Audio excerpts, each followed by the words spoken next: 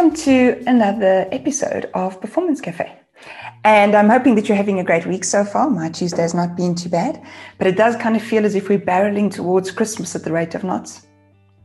So in my blog for Perform Forward this week, I wrote that I had been catching up with a whole bunch of people that actually had quite an interesting effect in my life and who somehow contributed to the roles I achieved, how much I grew as a person, maybe even the direction that I took in life sometimes. And one of them is this week's coffee companion, Corinne Shallett, who was the head of HR when I was a training and development manager. And in my blog, I wrote quite a bit about everything that I learned from her. It was a lovely couple of years that we were colleagues. And then I was sitting thinking about the privilege of having those people in my life. And then I also reflected on the fact that when I was speaking to Maureen Baird last week, Friday, in the Coffee Companion section as well, she spoke about mentorship and coming from a large corporate, she spoke about this large, beautifully structured mentorship that has very particular outcomes and, where their particular relationships get forged. And, there's the coach, there's the mentor, there's the sponsor for this person in the business. And that was all good and well. But which was quite interesting to reflect with her that maybe the problem that we have is that we need mentorship broader than that.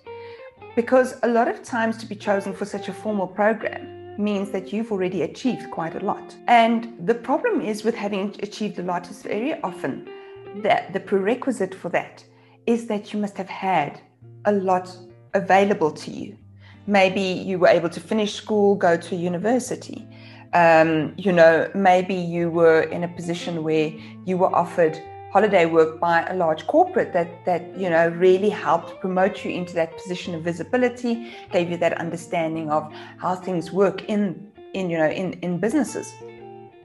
And I said to Maureen, what if we tried to take a look at mentorship, not just for the high flyers and the super performers that are sort of following the traditional route? What if we were to do mentorship for young people who, yes, they're high flyers, yes, they're achievers, but within their own context. And that necessarily does not mean that they have money to have completed a formal education and university and that kind of thing.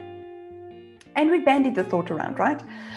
However, when I sat thinking about the people I'd been speaking about, I found it very interesting that I'd never been part of a formal mentorship.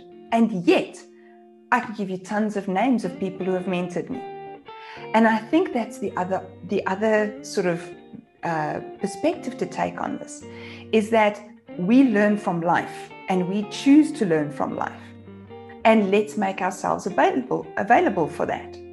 Now, you're going to say, well, we're a small business. How do we do this? Well, firstly, put up your hand and go to another business leader and say, you know what? I'm in a small business, but I'd like some mentorship. Would you have capacity for us to speak once a week, once every 2 weeks, once a month? And see if that person will help you, even if you only sit with them 2 or 3 times and then find a new mentor. Very often we see this mentorship as something that is bestowed upon one. I actually believe it's better if the mentee approaches the mentor and asks the mentor to assist them. And the reason for this is because our environment is not as structured as it used to be. It's not as consistent as it used to be. It's very dynamic.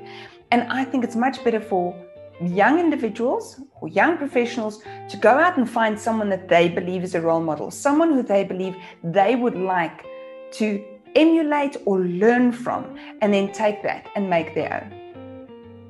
Of course, the important thing is to make it your own, because what happens is all of us are individuals. We all do things differently and we all have different approaches and different ways of doing things.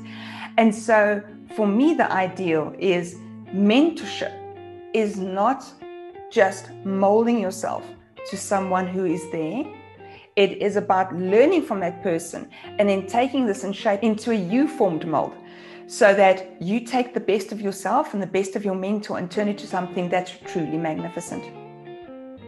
I also think that the people that need to be mentored, there's a lot of flex there. because we normally think of it as young professionals. But you know what? I'm not a young professional. I've been in business for close on 30 years. And I still go about looking for mentors, looking for people who I can learn from, whether I read their book or whether I connect with them personally. And I think that that's an excellent example, especially during times that are so uncertain, to learn from a variety of people to get the best out of yourself. And so I hope you've enjoyed this little thought. I hope that you are able to find a mentor for the rest of the year and set yourself up with someone that you can turn to in the new year that can give you the necessary guidance, the necessary insights, and ask you the necessary questions to get you to where you need to be. If you've liked the insert today and you found us on YouTube, please like and subscribe. If you found this video on Facebook or LinkedIn, please like it, comment, and share it as much as you need to. We love to get the message out as far as possible.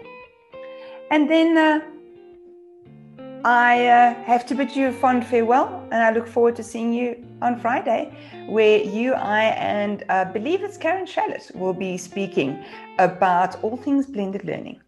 Have a good one.